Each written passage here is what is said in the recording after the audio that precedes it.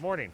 We come to you guys because you guys are the experts, and there's a certain way that you put it. You make me feel like I'm smarter than I am. That's why we come to you. What do you have for us? Tonight, or this morning, we're going to talk about cole crops. Okay. Cole crops are those plants that you plant this time of year when it can actually freeze. Actually, freezing actually makes them better. Really? They'll actually taste sweeter, they'll grow fine, and if it gets too hot, then they go to flower, and then you can't use them.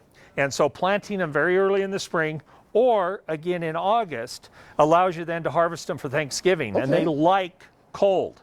And so the cole crops is all of those plants, lettuces, the cabbage family, peas, onions, beets, Swiss chard, and you can plant them now and actually get your garden going.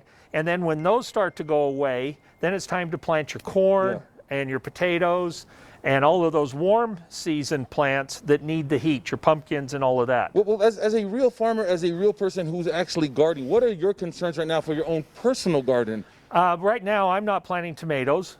Okay. You can with the wall of waters, and I know a lot of people want to get early starts.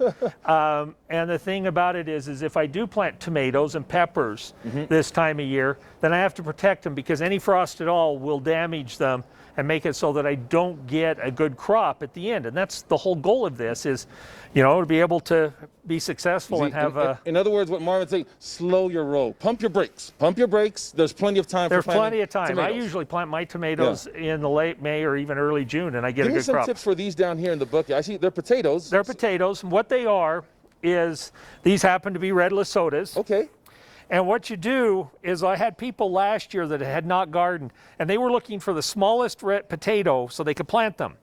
All of these little spots that you see on here are eyes. Okay. What you do is you only need 2 to 3 eyes to get a potato plant off of it. So you actually cut these, and this would actually give you about 5 starts.